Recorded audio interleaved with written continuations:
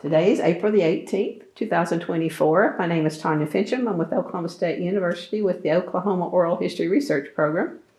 With me is Cara Beer, and we are in the library. Well, we're not in the library. We're in the sports room at Legacy Village here in Stillwater, Oklahoma. And this interview will be a sub-series of the Stories from Oklahoma State University Oral History Collection. And one of the focuses will be the early history of OLLI at OSU, but we'll get into a few other things as well. Cara is a longtime OLLI member and was instrumental in getting it up and running, from what I understand. Yes, indeed. Thank you for letting me come today. Before we get into OLLI, let's learn a little bit about you. Start wherever you might like.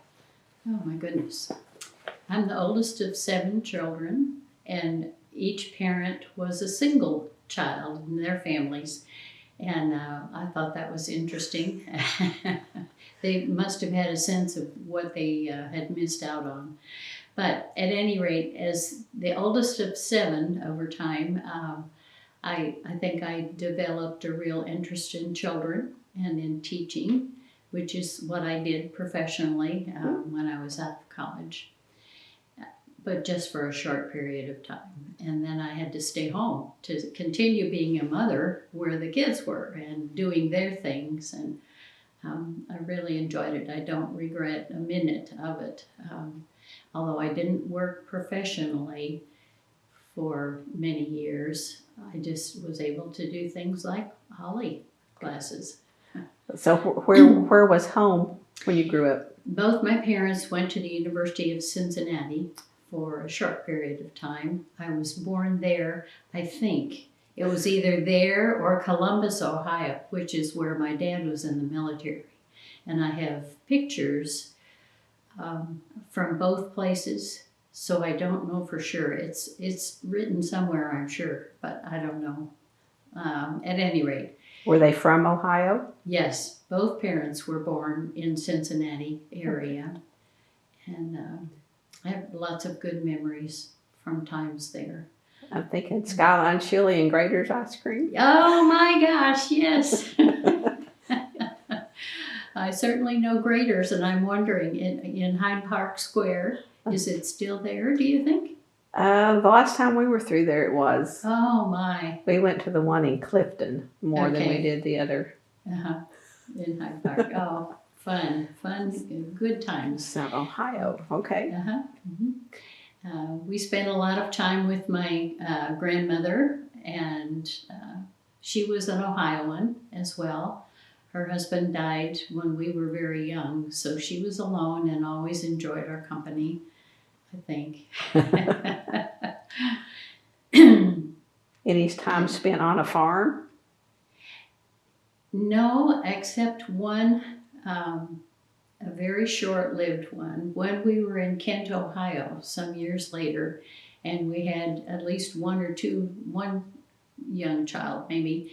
We wanted for them the farm experience, and we found a place that was a rental. You could go and hook up your motorhome or whatever and participate in the farm life, which we did, and it was just fun. The kids would swing out on a rope over the farm pond and drop down into the water and feed the baby animals, and it was just delightful.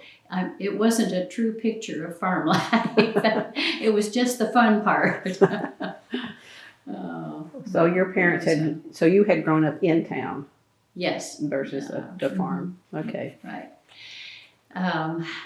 Sometime later, my dad became the head of the Kroger grocery company, and actually was involved in the start of that in the Cincinnati area. Okay. So that was a good experience. And what was his name? Ed Brunst, B-R-U-N-S-T. Okay. And I'll tell you, I have gone to so many places and stayed in so many motels where I've checked the phone book, and I have never found the Brunst name. I don't know what that means. And now we can't check. There's no more phone books. That's right. Oh, let's see. So he had college experience.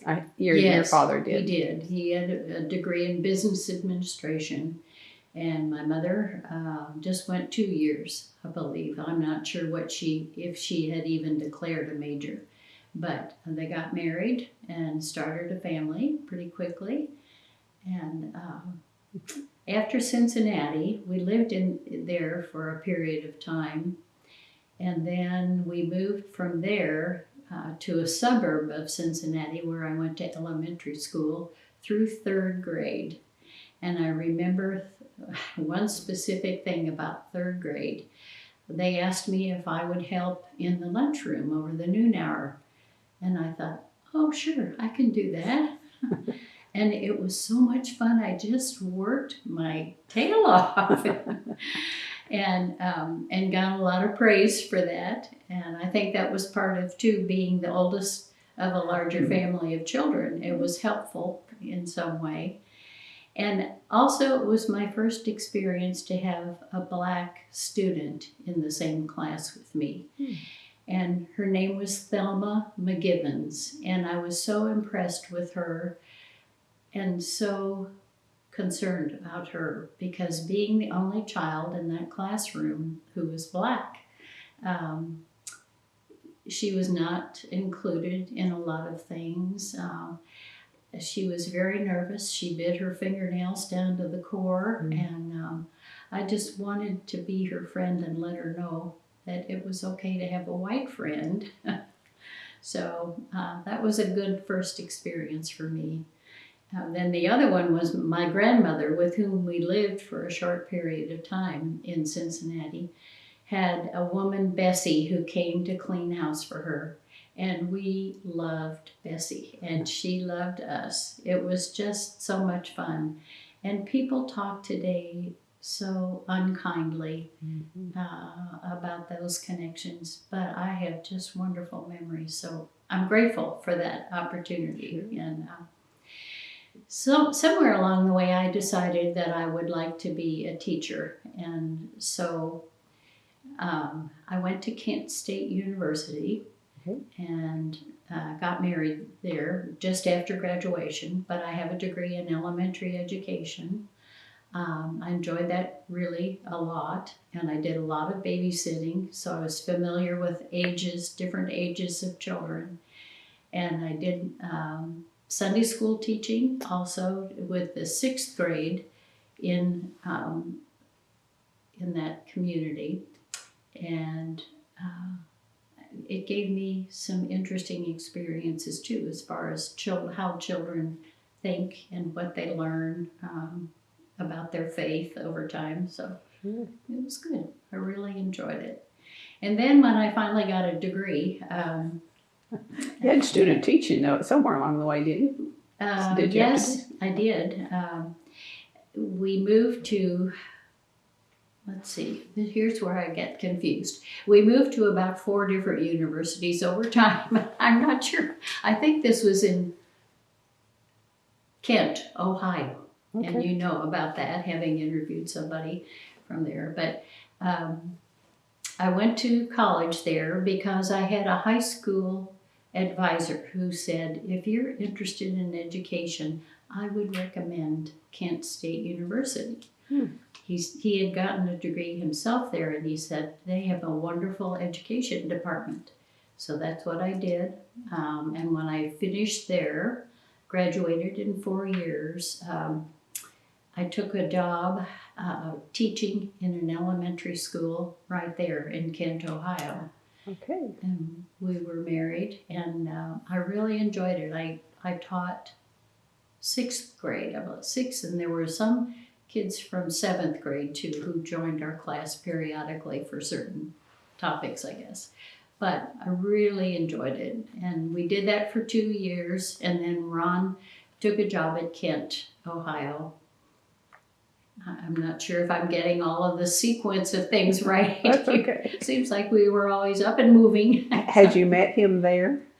At Kent, you met yes. him there? He was the assistant dean of men, and I was a student, a senior there, and it caused a little chatter on the campus, as you might imagine. But the one incident that was really telling, I think, is in I went to summer school 1 year there so I could finish up a little faster.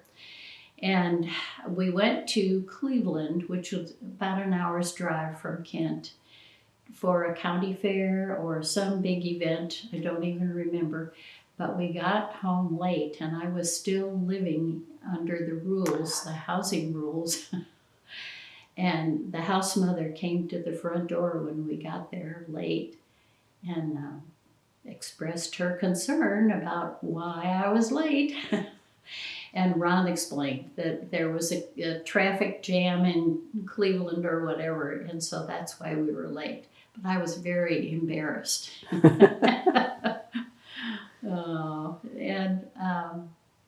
He served as assistant dean of men there, and during the incident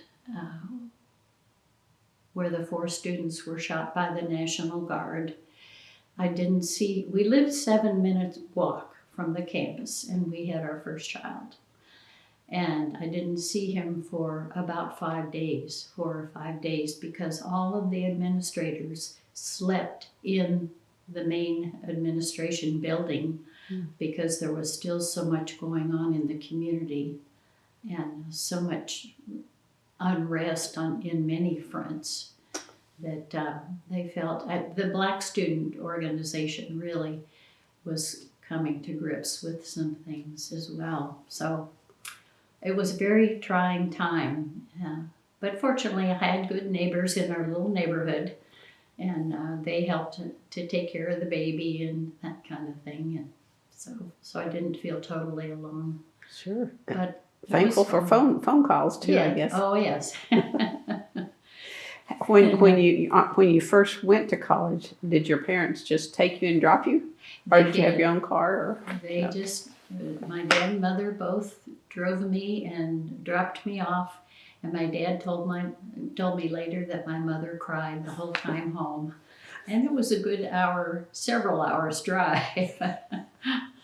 So I understand. I've been through that now myself. Yes, it's hard, isn't it? It is, particularly I was almost a second mother to help her out. And I think to have me gone meant a lot to her.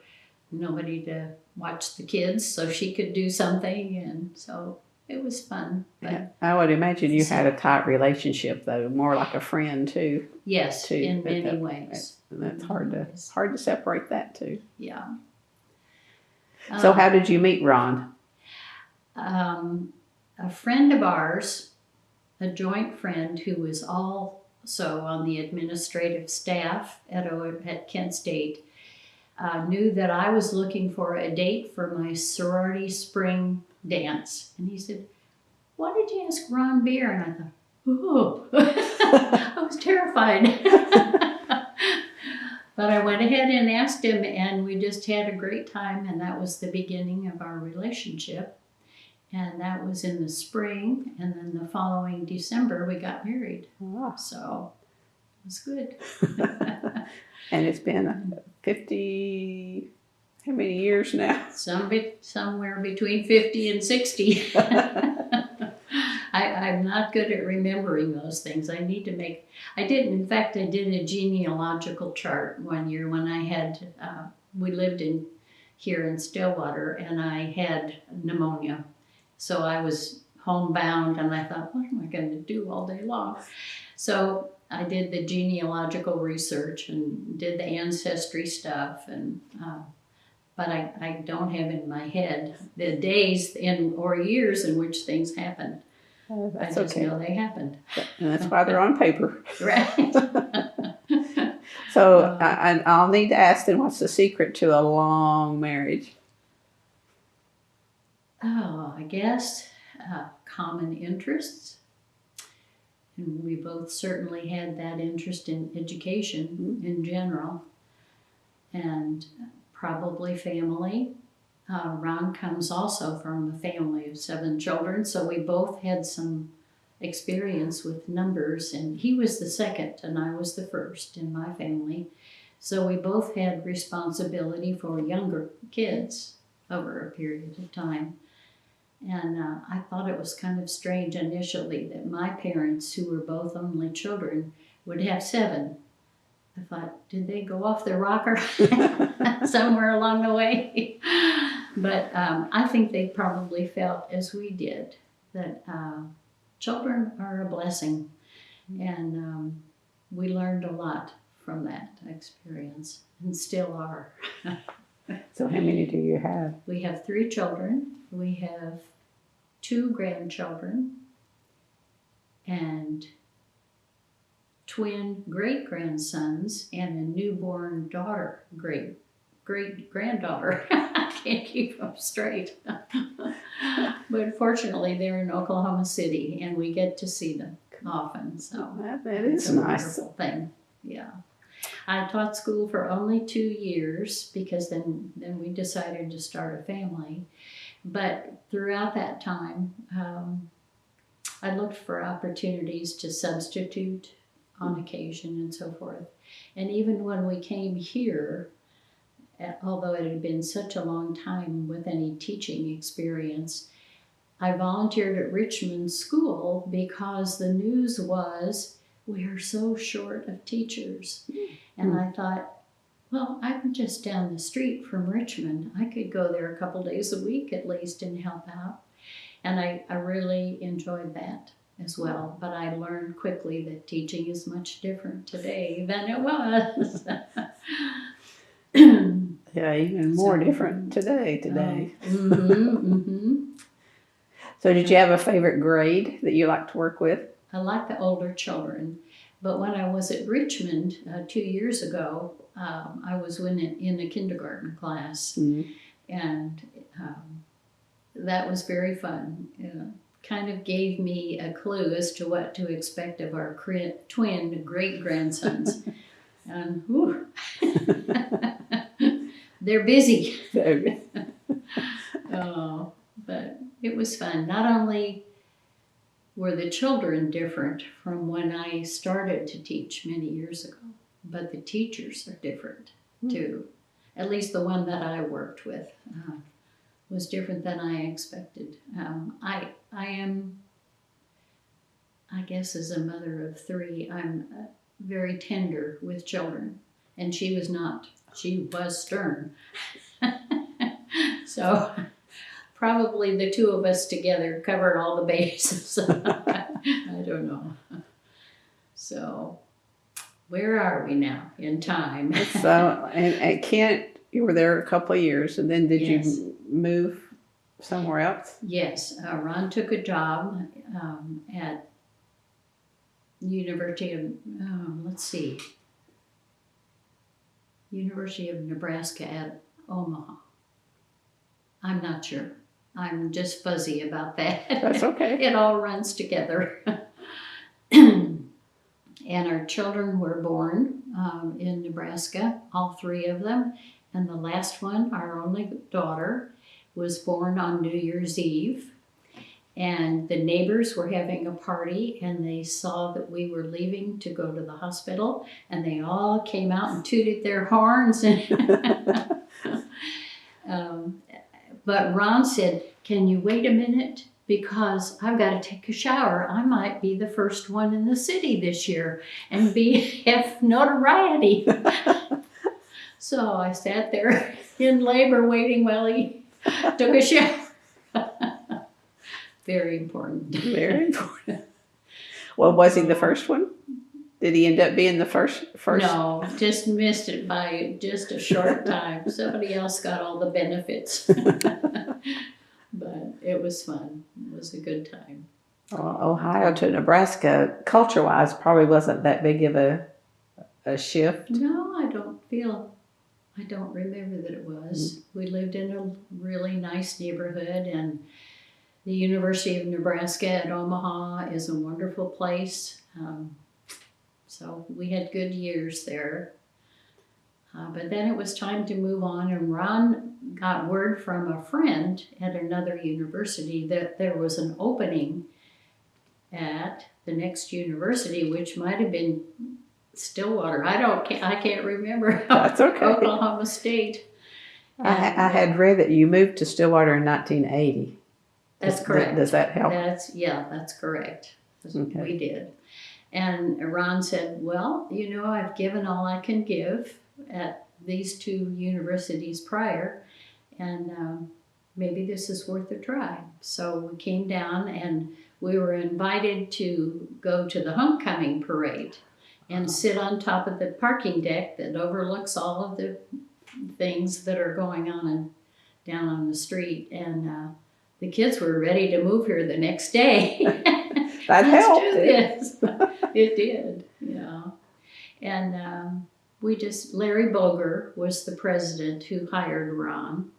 And we just thought this is a good place for us to be. And we were never proven wrong about that. Our kids had wonderful school years here, and Ron's job was just great, and it was good. So you actually got to visit campus before you had to make the decision? Yes. Okay, that helps. It did, yes. And I was confronted too by President Boger to say, what do you think of this place? After he had talked to Ron about a number of things. And I appreciated that he would ask me. After all, maybe I was being hired also. So it's been a wonderful place. And the university, I think, I am so grateful to be included in so many things. Whenever there was a big dinner on campus, it wasn't only Ron who got to go, but I did too.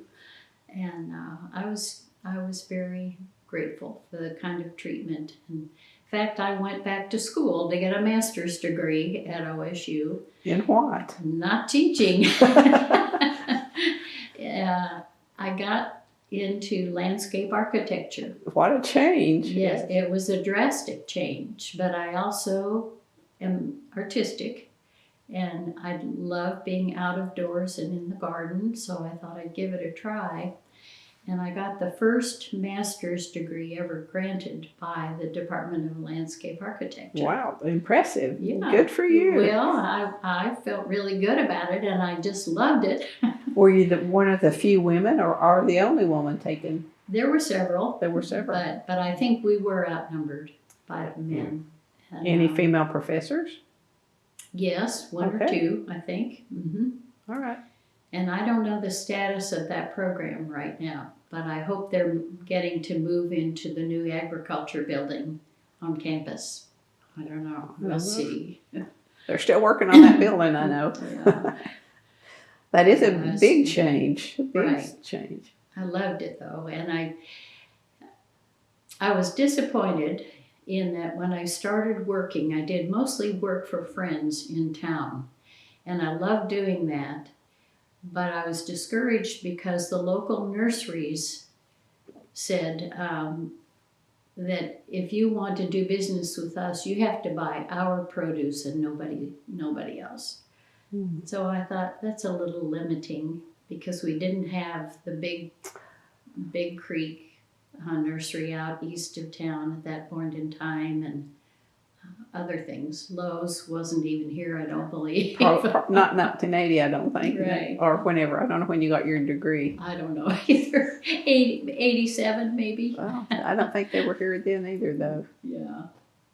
But it was really nice, and Ron got to hood me at the graduation ceremony. So it was fun, and I really enjoyed that. And then I've always had my own garden. In fact, I started a butterfly garden 2 years ago here at Legacy. And someone else is in charge now, but I gave it my all. We need more of those. We need more Monarchs way stations. I think that's what they're called, isn't it? Yeah. Yes. Mm-hmm. So get your hands dirty. You're not afraid. Oh, not at all. No. I feel like I've really accomplished something if I'm dirty. Well, did your 3 children go here as well to still OSU? Oh, no. Oh, no? Not while their dad was vice president here.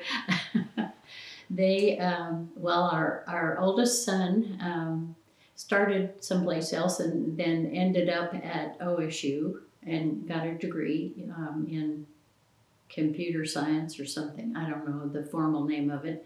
And then our second son is a vice president, not vice president, but a department head and a professor at Lake Forest College, north of Chicago. And he has one of our 2 grandchildren. And then our daughter, who is the third and last child in the family, got her degree, let me think. I've forgotten exactly where she went to school, but nobody came here. No, I see. As long as their dad was here. Well, I noticed they didn't go to the other school in the state either. Oh, though, no, so they didn't. Oh, I know. Our daughter got, I don't know how I could forget this. She got a full scholarship for 4 years at Drake University in Des Moines, Iowa. Wow. And that was a blessing. And the first thing she did to us when she learned that, she said, well, since you don't have to pay for my college, could you buy me a car? Sure. So that worked out really well. So did you take her and drop her off and come back, or did you let her go on her own? She went on her own. Pretty scary the first time. Yes. But she did really well. All of them were really good students, which I think that part of that was pressure from their dad and their mother probably. But Well, you had the teaching skills to help them in the right direction with homework. yes, Not do their homework for them, but how Guide to do that. Yeah. So Well, when you first came to Stillwater, what did you think of the town itself? Not just the homecoming parade, but, Right. but the town. right. I don't remember any specific. I do remember being very impressed with the high school. And that's where all our kids were going to be if they hadn't started already. And I just thought, this is a really good place with really good faculty. And so I was pleased with that. As far as the rest of the town is concerned, it was just kind of there. It had what you needed. Yeah. Now it doesn't. Since COVID, things have changed so much. We can go to 5 restaurants any night of the week here, but you can't go to a nice woman's clothing store. Yeah. So if we were teeny poppers, we could have a lot of choice, but Shop online's not fun either, no, is it? it isn't. With the return, the shipping rates and the return process and so forth. And every size fits a little different from each brand, yes. Yeah. Well, when you first came, I don't know how was Lahoma, the women's club, was it active at that time? Did you intend to get involved with it or anything? Yes, I did. So I could get to meet people as a newcomer and enjoyed that, and was sorry in a way that it kind of dissolved over time. But there was just a decreasing interest in it. I think that's primarily the reason that it folded. Or most of the members wives of faculty member or just staff in general? I don't know. As I remember, mostly faculty wives or faculty members themselves, maybe. Yeah, I know its numbers have decreased. I just assumed it was because more women were in faculty positions. Mm-hmm. And I don't know if that may have contributed to the decrease in membership. I don't know. Yeah, I'm not sure either why. Did you go? You went to luncheons and things? Mm-hmm. And programs, and it was a really nice way to get introduced to the community and a lot of people at the university, the wives especially. And so with the community part too, with church was an important part. Mm-hmm. We were members for 20 years at First Christian Church, which is a Disciples of Christ denomination, and it's right on the edge of the campus. We did that with our kids until they put their foot down about church. We will not do this anymore. But we continued and were involved in that thoroughly for a long time. But when we came out here,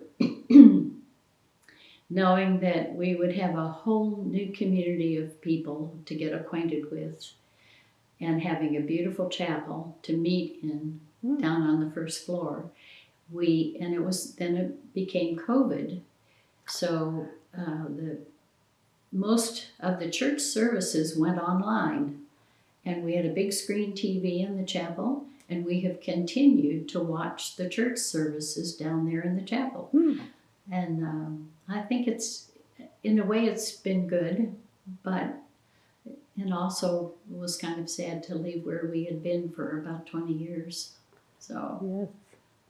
So COVID changed a lot of things then, didn't it? It did. We can talk about that a little bit more later, I think, too. But Okay. I'm sure it changed other things. So let's segue into when Ron became president of the Emeriti Association is when things started happening. Yes. A few things started happening. So Yes. let's talk a little bit about either one you want to go first, either Legacy Village or OLLI, either one. Okay. OLLI was 2002. Okay. He was president of the Emeriti Association at that point in time. And the idea for a lifelong learning community was taken to the administrators of the Emeriti Association as something that they might want to explore. Now, I wasn't involved, so I'm telling you what I think I remember correctly. That's fine. And he was all in favor of it. So it came out to be Stillwater Academy for Lifelong Learning initially. Okay. SALL, SAL. And then someone, probably in the Emeriti Association, pointed out to us, to Ron, that there is an organization at other colleges that gets funding for this kind of thing, and you might want to look into it. So the Emeriti first started the whole idea of having a lifelong learning center. And of course, if we got funding from the Osher Foundation, we would have to name it the Osher Lifelong Learning Center, which nobody cared. That would be fine. And we met as a group, several of us, and Ed Arquette was the first person to kind of head that committee to get Osher Lifelong Learning Center off the ground and moving. Of course, he did it earlier too, to get SAL, Stillwater Academy for Lifelong Learning, on its feet, and it just progressed. And so it was a wonderful experience, and I think a lot of people still are enjoying it. Do you remember the first grant process? Were you involved in it any? I don't believe so. Help writing it or editing it or whatever that had to do? No, I don't think so. Mm-mm. No, I was just happy to have somebody else do that. Did you help in the office in the early parts of it, doing, I don't know, catalogs or whatever? Sure, yeah. And Ruth Ann and I became very good friends, and I just enjoyed her humor a lot. She's very funny. And we got to know her husband as well, too. He did some work for something, and I can't remember which. He's a very handy fellow. And so we got to know them both, and then one of their sons played in a little band for the church for a period of time. So the whole family was kind of close. And I did work in the office when Ruth Ann needed some extra help, and I really enjoyed that. And Ron and I taught a class called Great Decisions, and it was based on a booklet that is published annually by a regularly organized committee. Not here. It's a nationwide thing. Okay. And so we agreed to do that, and that was very challenging for me. Co-teaching or just co-teaching with? Both. Both. Yeah. And I hadn't really taught anything for quite a long time. but having this booklet with even had questions in it and background information was really good. But we only did that for, I think, 2 years at best. And then, How many students do you roughly? ooh, A dozen or more? Or what? oh yes, More? yeah, it was a pretty good sized class, and we met at the public library Okay. in one of the big rooms there, and I thought it was really interesting. I'm not one to keep up like Ron is with headquarters or with the headlines of things that are going on. I've become more so interested in that since I don't have kids to worry about anymore. Well, did they So- approach you to teach the class, or did you volunteer? I don't think we volunteered, but it was a good experience, and Yeah. I was forced to learn a lot, which I didn't mind. It was just harder for me than maybe something else. Had I taught art or something or other. I can't imagine co-teaching anything with my husband for the first time. It would, of course, we operate totally different. Yeah, we do too have our differences. So I've been content to let him do his thing, and he lets me do mine, except when he has a better idea about mine, and I hear about it. I feel you. I know what you mean.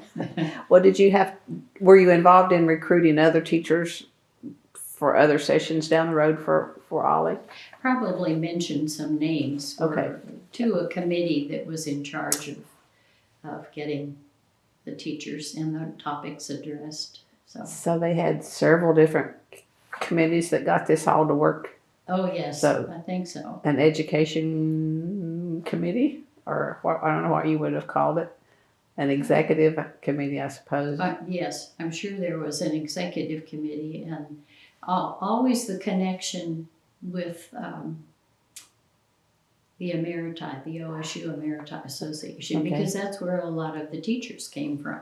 Okay. And one of the real charms for many people is that they could say yes to teaching what they wanted to teach and what they felt good about and thought, this will be exciting to somebody else. So it was not hard to get teachers whose load at the university was light enough to allow them to do this. So it was really great. Really enjoyed it. And did you ever hear comments about the difference in the students? You know, college students versus older adults? I'm sure there was a lot of that said, but If you did, you don't need to repeat it. Okay. I don't remember specifically. Well, so. no homework and no test made a difference, I guess. Yes, it did. Right. I just appreciated so much the fact that professors from the university were so excited about what they were teaching that they would give their time to do this for some older adults. And I think it's really been a wonderful thing for our community, because not only other university people have attended, but people from across the community with all kinds of backgrounds. How do you sell it to others? How do you get people to want to attend? To do it, just talk to them about your own personal experience, I think. And people were accepting of this kind of thing. So I'm glad it's still going. It's 2002-ish, SALL. Yes. And then officially OLLI Yes. in 2007 or so, when they got the grant from Osher. OSHR. Mm-hmm. I guess we should say OLLI stands for Osher Lifelong Learning Institute. Right. And then you've got at OSU, Right. because there are others across the country, from what I understand. Did Just- you ever get to meet him, Mr. Osher? No, I did not. I think he's located in California, if he's still alive. I assume that he is. But one of the really hallmarks of the success of the Stillwater program is that he gave a second $1 million because we had reached an attendance level that he required. And I thought, oh, I'm not sure any of us who started the whole thing realized that that would be a possibility, but what a nice treat. Very nice. Yeah. So early on, when it was first brought to the America or to your husband, what was the, I don't know, argument for having one? I mean, why have it?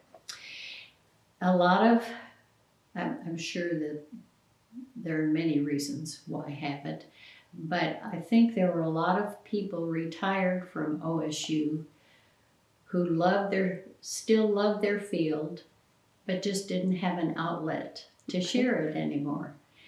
So they were glad to take this opportunity and share with the older community. So that's my guess. Well, and that I would add to that maybe that they also were interested in learning what everybody else had to share. Sure. As well as, Sure. because they would be students as well as instructors at some point, wouldn't they? Sure, many of them. Yeah. Yeah. Been an interesting group of people. I mean, Dr. Arkwit was sociology, Yes. and then Ron was student affairs, and Dr. Perkins, I think he was sociology too, wasn't he? Correct. And I don't know the other one, so I don't know how many other different disciplines, but it's across the board, it seems like. Right, it is. There's a lady in town who taught an art class. She has her own private art studio on Main Street, I believe. No, on 6th. Okay. And Tandy Mimit is her name, and she was happy to do that. So there were art instruction classes in her studio, which is handy for all of us. And you took them? Oh, yeah. Sign you up first, huh? Yeah. I do like that. In fact, I still do that for relaxation and focus. If there's a lot going on around me and I can just go into my room and draw or paint or whatever, I can forget all that other stuff that's going on. Do you draw and paint landscapes, since landscape architect? Some, yes. Yeah. Flowers or whatever? Oh, definitely that, yeah. And we do have an art instructor here. She is not professionally trained, but enough to give maybe a half a dozen or 10, up to 10 people in a class, maybe once a month. She'll do that. And it's just not the kind of art that I want to do. So, maybe you offer to teach a class for. Oh, no, I'm not that. Not that either, huh? When we lived in the Chicago area, I did go downtown to take art lessons at the Chicago Art Museum for a period of time, and that was just wonderful, just great. But, and of course, landscape architecture, you have to do a lot of artwork and sketching and measuring and so forth. And I prefer free form. Don't tell me how long that has to be. So when you say art, what kind of painting are you doing? Watercolors or acrylic or what? Chalk or whatever? Well, let's see. I do Prismacolor pencils, and the reason I prefer that is that they're much more controllable than watercolor or oil paints or whatever. And maybe that's just a way out of doing the hard stuff, is do the easy way. But Well, it brings you pleasure. it does. Yes, it's I really like it a lot. And our older son, well, all of our children really have a little bit of an artistic bent, and our middle son, who is now the professor at Lake Forest College in Chicago, got his degree in, let's see, something hard, but he was going to go into photography, and he went to a school in Savannah, Georgia, and he did really well, but kind of expanded beyond the photography to doing some things himself. And now he's using that skill with his little girl who's 8, and she's picking it up and showing an interest too. So somehow that gene got filtered through. Now, the only other art comes to my mind is graphic, but that's Oh. probably not right either. Graphic art, where they do schematics and things like that. That would be more in the landscape architecture. Yes, that's true department. too. Right. Wow. So I like that to hands-on things. I like to cook, and people here think I'm crazy because we have to pay a monthly fee that covers 3 meals a day, whether we eat them or not. So sometimes I just get on a cooking binge and do that, and I like to sew. I like to do things with my hands. And, What's your go-to meal to fix? oh, it's usually cookies and brownies and so forth these days because Ron works at Habitat for Humanity 3 days a week building houses, and the guys like to have cookies. So I send them off Who with doesn't? cookies. Yes. Well, then let's back up and talk a little bit about that part. Okay. You have volunteered in various things, not Yes. just. I mean, OLLI was a good chunk of that for a while, Right. and then you've done other things volunteer-wise. Right. I volunteered for a year in a first grade class at Will Rogers School, Okay. and then the Richmond experience I did. Let's see. I don't know. Our daily bread. That's what I'm doing right now. Every Monday, Ron and I, it's our volunteer day.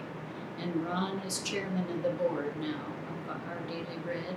So we go into town and I drive mobile meals, and then we grab a sandwich and go to work at our Daily Bread. And then in addition to that, he will go for several days a week for meetings of various kinds and so forth. So I love that being they call me a shopper helper. And that means that when somebody comes in and qualifies for getting the free food, they tell us how many of this and that, fruits and vegetables and so forth, based on their family size. And then we push the cart and follow them and tell them how much they can buy in each category. And it's just interesting.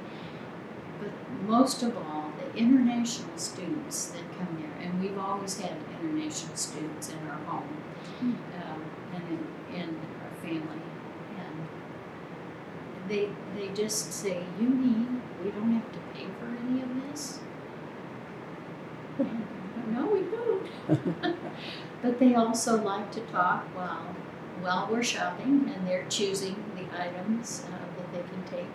But we also like to talk about their countries. We've been to many, and how do they like OSU and Stillwater, and what's unusual for them, and what do they not expect. And so we have adopted family in Ukraine who are now in France to get away from the problems that are in Ukraine. But we've been on mission trips to Africa 3 or 4 times over the years. And we still correspond with some of them. And it's a way of broadening our perspective. And our perspective in this country is not good right now. I like to go beyond what our country is going through. So. And when you're in the other countries, do they want to know about what's going on here? Oh, sure. And I'm sure they're thinking, we're not going there now.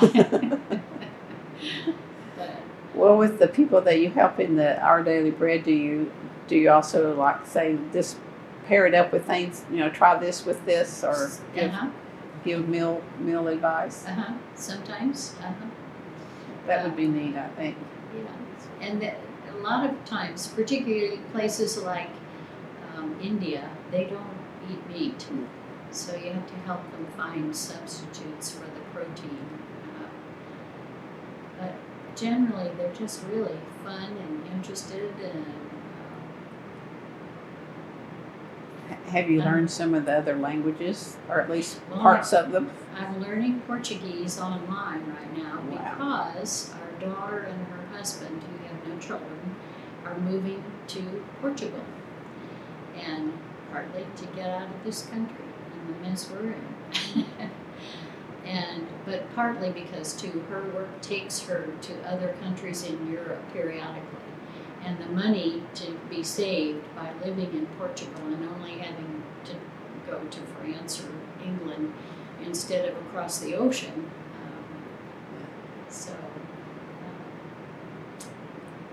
Portuguese. Yeah, it's interesting, but we were in Mozambique, Africa, on several occasions, and they were colonized by the Portuguese for a long time until the Civil War happened, and they were booted. In fact, I always think and picture this. There was a half-built concrete building. The form was there that the Portuguese had started. But when they got kicked out of the country, they were mad. So they poured wet concrete down all of the things to just totally make it unusable. It made me mad. But I taught English there, and to the people of Mozambique. Most of them knew some Portuguese, but not a whole lot. They did their tribal languages, and that was just fun. We would do the hokey pokey, and we would do, and they just thought it was so fun. I'm not sure what they learned, but just to have fun. Yes. Nothing else, but it was good. And our middle son and his sister, our daughter who's moving to Portugal, have also been to Africa. When they graduated, both of them had graduated from college, and they didn't have any attachments to anybody yet, and so they were free to choose what they wanted to do. And so they said, let's go to Africa. And the two of them went. They went into training in Massachusetts so they could learn some things about Africa, including language. And they went to Mozambique and stayed for about a year. And just, I'm so grateful that they had that opportunity, because we value so much, Ron and I, our experiences with the international students. And so it was fun. Did he do some of that on campus too? And the international student involved with them somehow? I don't know if he did or not. I'm sure he was connected to them in somehow, because it was a student service. So, yeah. Exchange students? Foreign exchange students? No. Not to my knowledge. Okay. We never talked about it if he did. No, but I didn't know if he did or not. I mean, some professors do. That's why I asked. Yeah. We've had a very interesting life. We have. I wish I could remember more of the detail. Wow. It gets further in the past. Well, have you also been involved with Habitat or is that mostly Ron? No, I was involved in that. In fact, I was the director of campus ministry at a time when I was located in the old Methodist Student Center on campus. Okay. And I was non-denominational, and my job was to bring together the interested, mostly associate ministers, to come together and decide programming and approaches for students to get them involved in practicing their faith.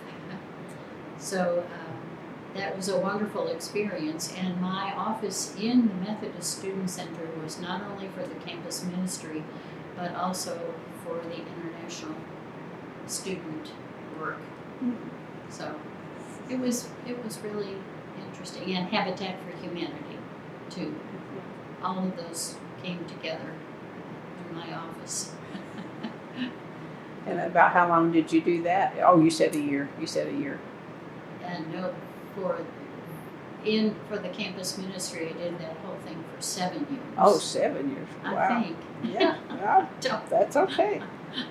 You got a lot of people pass through your door then. Yes. And one of the really nice things about that campus ministry job is that the denominations that were interested in a collaborative effort like we were providing would send their associate ministers to meetings and so forth. And so I got to meet people, the campus ministry people from the Methodist, the Episcopalian, the Presbyterian, and on and on.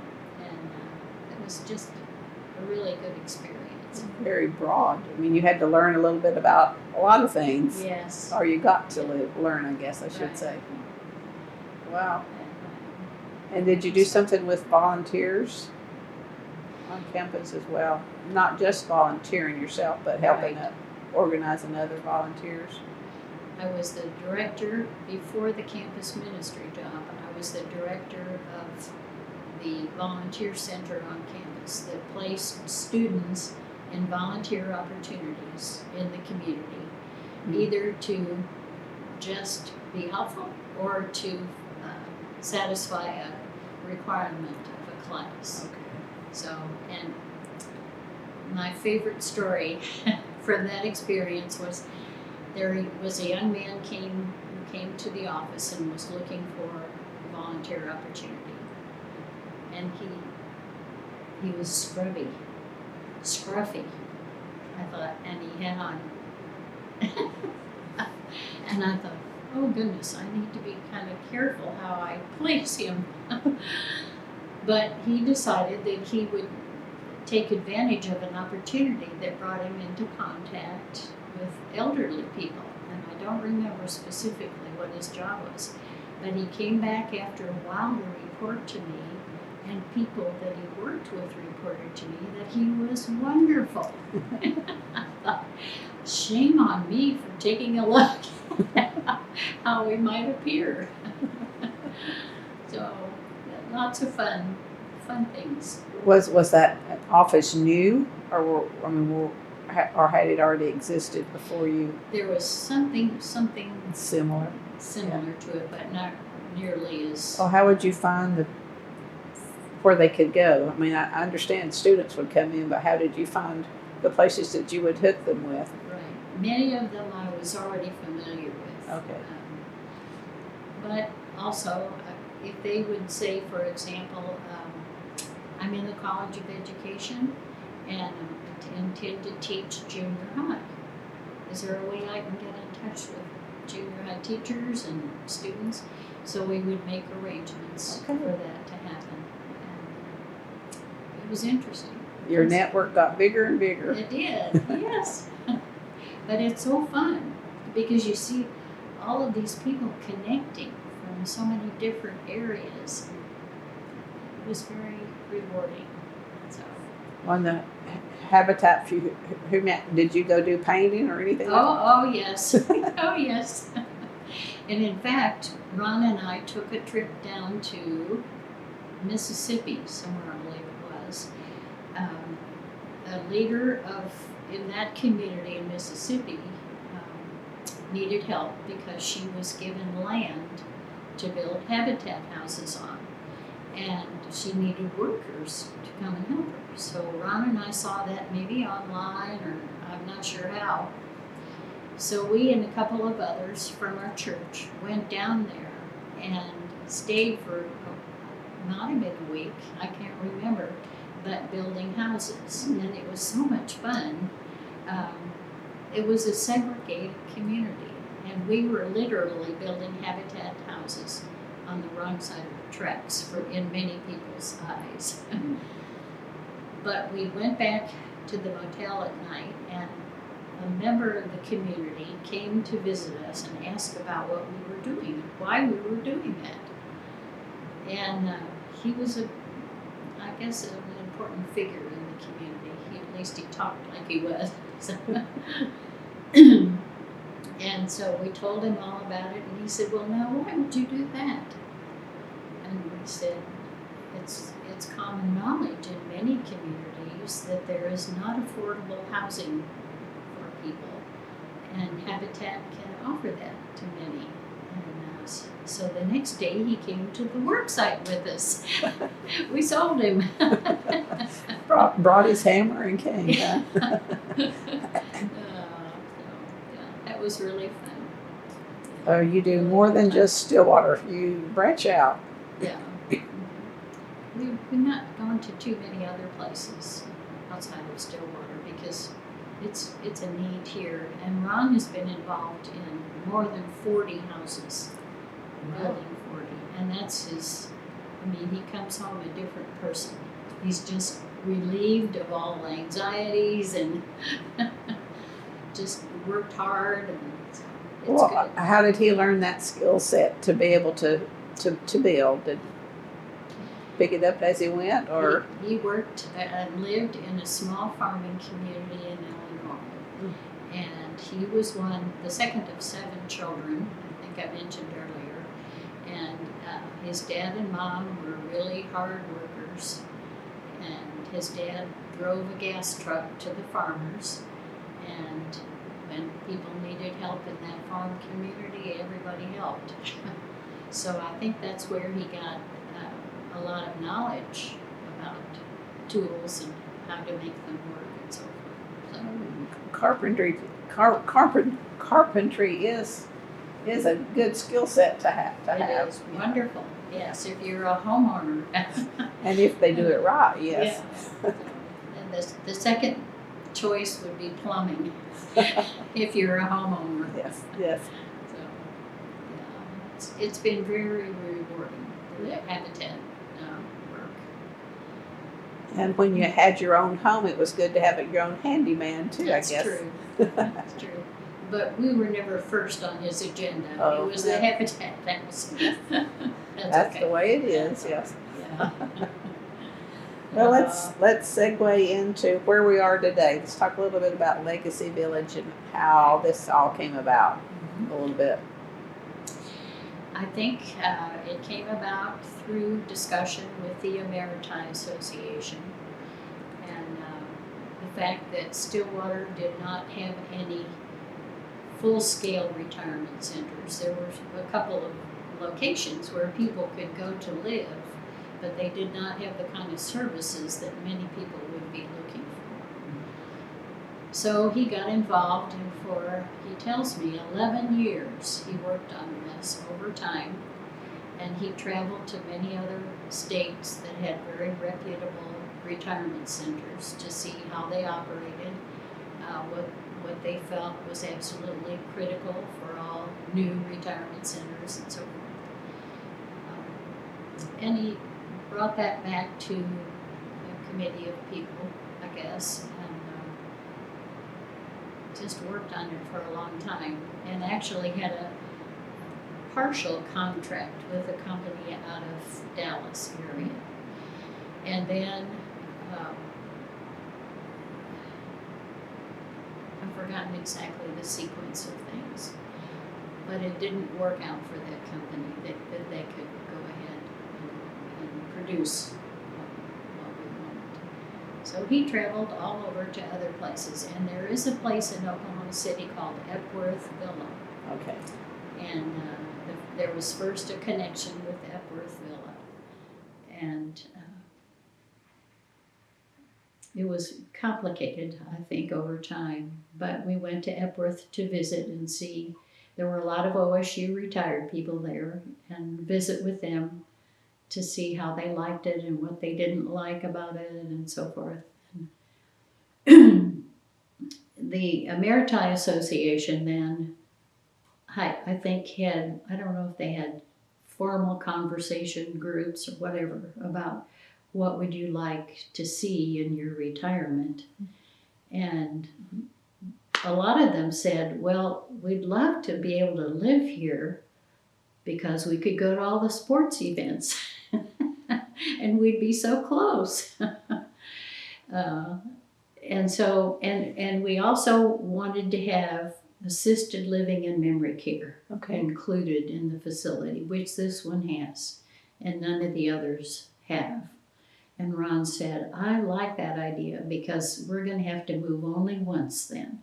We can just, in the same building, you can go to assisted and memory care. So far we're in independent. But it's a good feeling to know, and for our children to know as well, because they're far away, except the one in Oklahoma City. To know that we don't have to worry about moving again or them moving us again, that everything is provided here.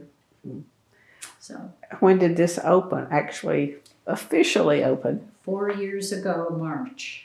So March of 2020. Yes. And that's about when COVID was happening, right? Right. So- We came in and shut down immediately. I know. Let's talk a little bit about that period because it is significant. Yes. I think it was, let's see, our twin boys were born on March 9th. And the day after that is when everything shut down. We couldn't even go back to the hospital to see them again. Mm-hmm. So everything shut down and it was in quarantine, and we had residents here at that point in time, and everybody was concerned about, well, how are we going to do the meals and all of this? Well, they handled it beautifully, I think. Everybody would get an order form to fill out at the beginning of the day for all 3 meals, and a student working in the dining room and kitchen would fill the orders, deliver them to our door, not come in, but deliver to the door with their masks on. And then when it was over, when we were finished eating, we'd put our trays and our used utensils just outside the door on a little stand, and they'd pick them up. So that was the only contact that we had to have. And so it was months, I think, that we ate in our own apartment. So much for socializing when you got here. That's right. It was pretty still and quiet. They knock on the walls, I guess. Morse code or something. Oh dear. But Well, did that delay some people moving in? oh, I'm sure. Yes. Yeah. But not you too. No, Ron felt if he's going to promote this to other people, we better be there. And there were maybe 25 or so when it first opened, and just before COVID struck. But then we've had a trickle all the way along of people moving in, and some deaths, and lots of hospitalizations and things like that. But it's a great place, and the staff is wonderful. And Well, you mentioned student cook helpers. yes. Are they OSU students or high school students or what? Well, we've had one high school student. I think she's still with us, or maybe she finally finished high school in December, and is looking to go to college sometime in the future. But we've had a lot of turnover, at least initially, and I think my explanation, and Ron says, quit making excuses for them.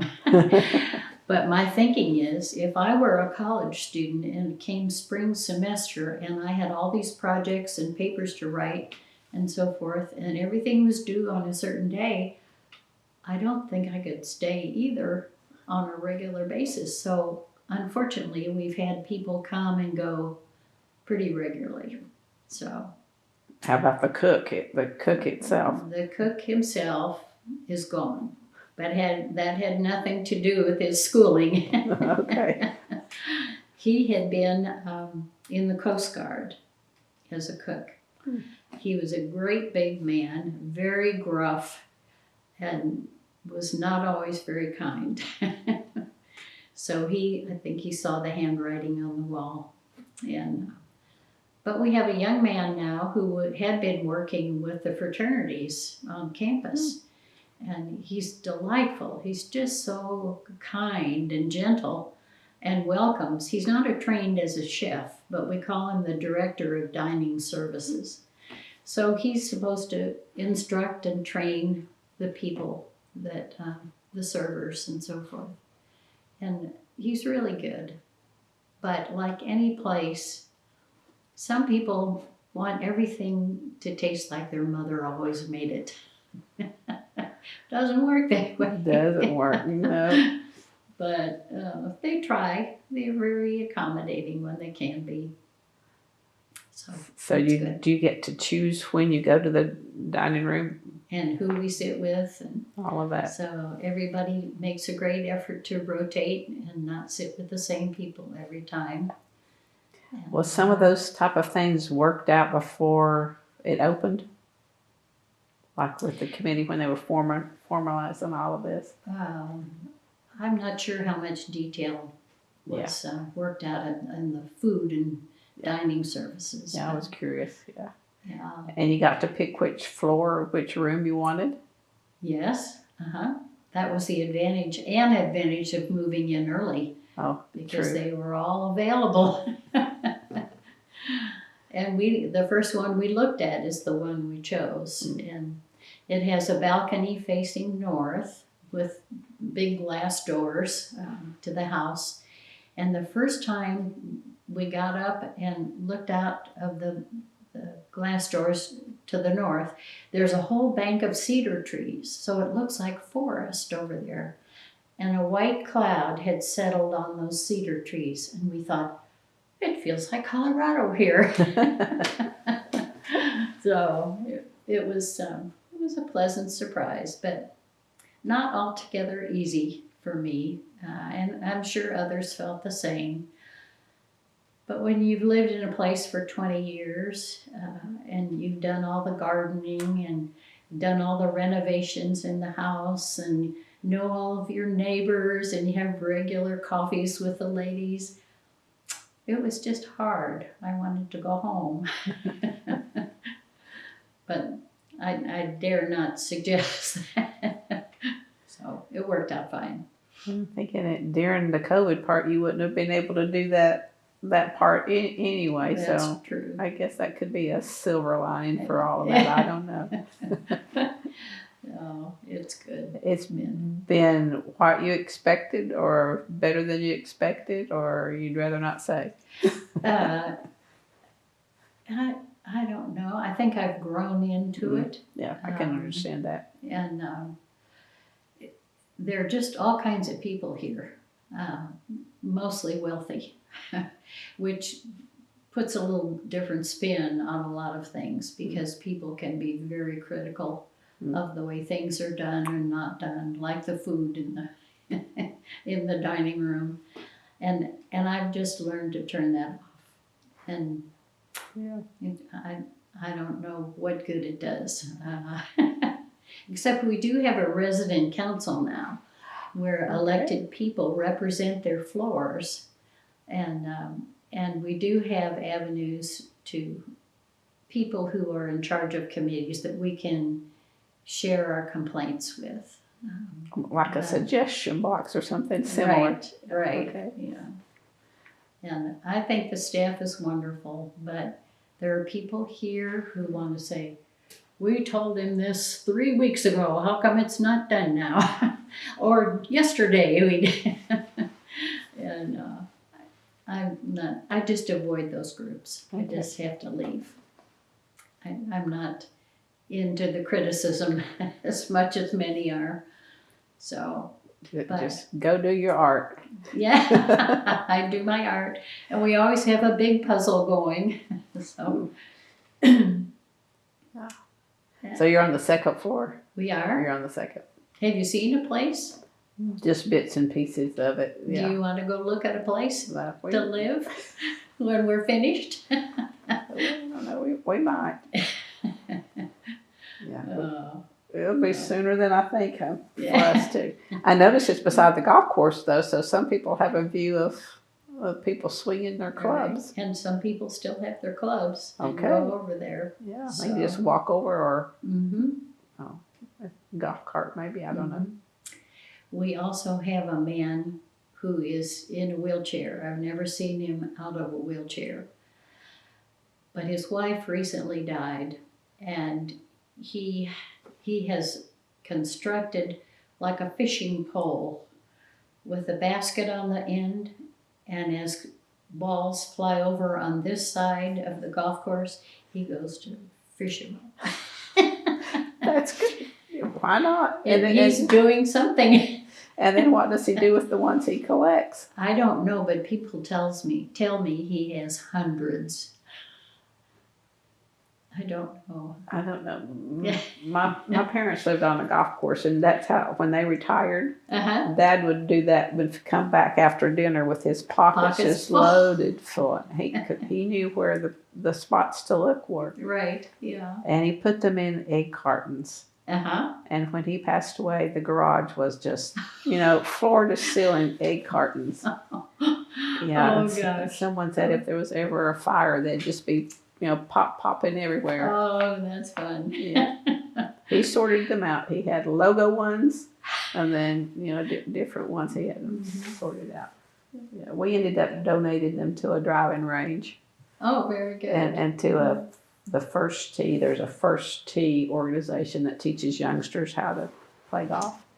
So we donated them. What else do you want to do with that many balls? I don't know. But it gave him something to do. Yeah. So that man may be doing that too. Well, I hope he gives it away. It's just hoarding. That's ingenious to figure out how to be able to do that. Though. Oh, yes. And we look out, everybody goes to their window when they see him outside with his fishing rod reeling in the golf balls. Entertainment. Oh. He could teach an OLLI class on how to do that, Probably. or what you do in your spare time. Have you taken a class lately? Not at OLLI, no, because we have so many things going on here. And Still a member? Still a member though? I think we are. I'm not sure. That's okay too. And I always look through the books, and I'm delighted to see that they have OLLI classes in Tulsa and Bartlesville and other places. And online now, I noticed. Yeah, many things online. I think COVID changed some of that probably too. Right, like our worship services on Sunday. Yes. But I'm settled. I've accepted it, and I like it. I've given myself permission to not just love everybody that's here, which I had thought, they're going to expect me to do that. But it's very obvious that we have a lot of different backgrounds, even though everybody is financially equipped. Mm-hmm. Their backgrounds and beliefs are very different. You just have to learn to live with those. Well, that's good advice for folks. Yeah. Anything else you want to? Any other secrets you could share that would help the transition later? I think it's. I had to give myself permission in the long run to just stay in my apartment. If that's what I wanted to do, if I had a good book I was working on, I shouldn't feel like I have to go down to this class or that class. And a lot of times the classes turn out to be gossip centers, and that's just the way it is. That's the way it is. So it's working out well. I think we're here to stay. I'm sure it's been an adjustment. Yeah, it's like coming to Stillwater in 1980. Yeah, that's almost 45 years ago. And at that point, you knew you were going to call it home. Mm-hmm. Well, no, I don't know if I put words in your mouth. Where do you consider home? Oh, definitely, it's here. Stillwater. Now. One of the really nice things about this place is they have 2 rooms that are fully equipped for guests. They are like very posh hotel rooms or motel rooms. And you can reserve them, and they charge about the same thing as a posh hotel would charge. But you can reserve them well in advance, and all throughout the football season and so forth, people had those rented and on the 4th floor, and they could come down for dinner and all kinds of things. But the fuller we become, or more full is maybe more appropriate, it's going to be difficult to have that space available. And even initially, we have, I think I've heard 35 villas around the property on the outside, independent living only.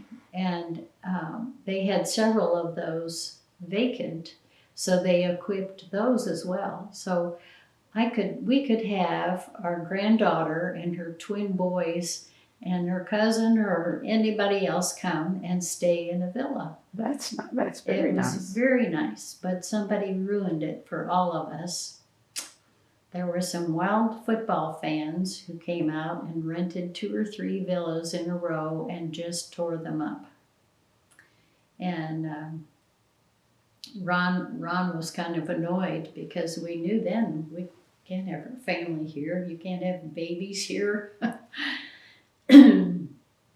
But Ron said, why didn't they just charge people who rent them like that for weekends, particularly sports weekends where people drink and smoke and make a mess of the place, charge the renter $400 deposit. Mm-hmm.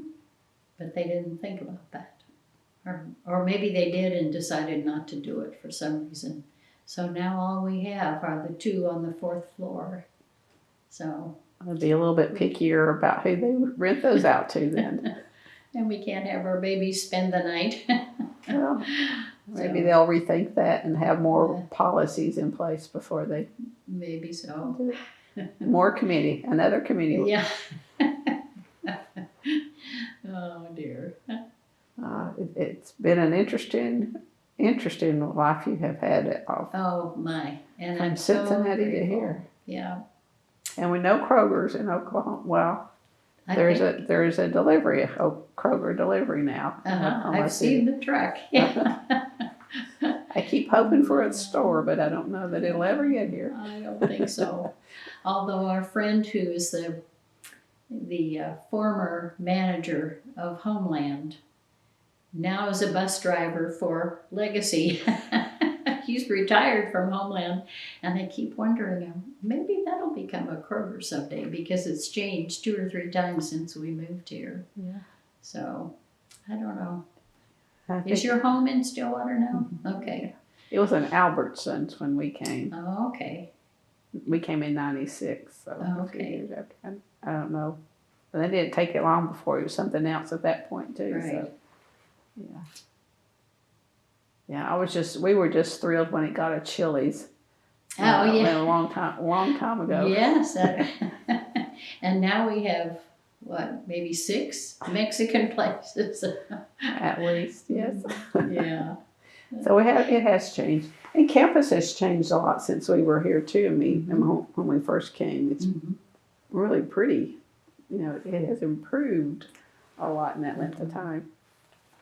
The young man who is in charge of the landscaping and the plantings and so forth is a friend of ours, and he's just miraculous what he has done. Well, with your background, it's impressive for you to say that too. That's a good thing. Well, yes, and I can hardly wait to see what he does next. I keep waiting to see what the next topiary is. I Yes. love the buffalo. Oh, isn't Or that bison, cute? I should say. Bison. Yeah. Yeah. And the OSU Right. were cute too. And they used to have the big boot. The big boot. They haven't put it out yet, but it'll come sometime before graduation because people love their picture made in front of it. Yeah. Being in the library this time of the year, there are lots of photographs being taken with the fountain in the library and all that with graduating seniors. Uh-huh. All kinds of outfits and positions, and bubbly and all that stuff. It's fun. It's fun to watch. I mean, Yeah. that's what we're here for, isn't it? An exciting time for all those families. Yeah, to get them out the door and on to their next step. Yeah. All right, I have 2 more questions and I'll let you go. Okay. No What problem. brings you joy today?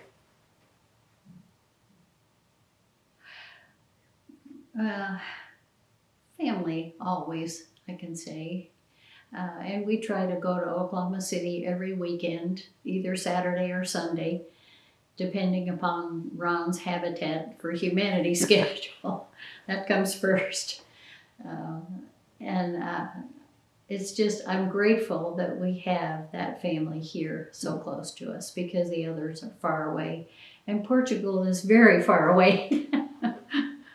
But we are planning a trip in June, and it may be our only trip to Portugal to see our daughter and her husband. Can you FaceTime them? I mean, you'll be able Yes, to FaceTime them. sure. Sure. Sure. That's been a nice invention for our lifetime, hasn't it? Yes. Where we can do that. Okay, then my final question is, how do you want to be remembered? Oh my gosh. Well, the way I probably will be remembered as Ron Beer's wife.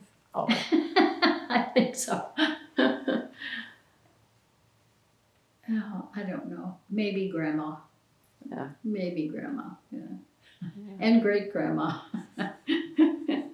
Yeah, that. Working with children in one way or the other has always been my greatest love, probably. Well, it's a little bit more broader than that. You like to help everyone, it seems. Well, Yeah, lend a hand if you can. Well, and when I look at my own situation, I think, how in the world did I ever get to be so lucky? And so blessed with so many opportunities and so much convenience and comfort.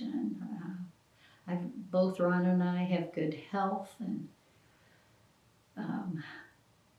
I may be different tomorrow, but you never know. Yeah. But yeah, I do like, my daughter often teases me, and she'll call and she'll say, "Well, who have you been helping today, Mom?" Oh dear. Well, there's nothing I'd rather do, really. Since I've been so fortunate in so many ways, and I see so many people who aren't. It's very sad. Yes. And did you have any idea when you were in your 3rd grade that you'd be sitting here in Stillwater and having had all these experiences? Never thought of it. Never thought about it. But my daughter does tease a lot about about my finding somebody to take care of. And we have those here. There are a lot of people who are losing their mental facilities, and sometimes I feel that coming on myself. And lots of people who fall and break things and have to go to the hospital, and our wheelchairs line up the dining hall, all the wheelchairs and scooters, and I feel very blessed. So I'm not going to sit on my rear end and do puzzles and art all the time. And make brownies once in a while. Yeah. I've got to watch that, though. I'll tell you, it's very easy to gain weight here, and particularly if you make only goodies as sweet things. But you have a pretty place to get out and walk. Yeah, Yeah. we do, and that's a favorite of mine. I have walked to the north across Chateau Lakes, which is the next subdivision, to a street beyond that for an hour, and then come back along the highway. And I just, maybe it's because I have such a big family and am around so many people here. I like to go all by myself. Quiet time. Just go. Quiet time. And Ron's way to get some peace and quiet is to just turn on the television and fall asleep. That sounds familiar too. Oh, in fact, I have a picture that I sent to the kids. I couldn't resist. We have a low back sofa about this height, and he's like this with his chin dropped open. Oh, but if that's what does him good, I'm happy. And he's worked hard to get there, I guess, too. Yeah. Well, all right, then. If there's nothing else, anything else you want to add before we sign off? Let's see. I don't think so. No, don't Thank think you. so. I think I've been blessed covers it all. All right.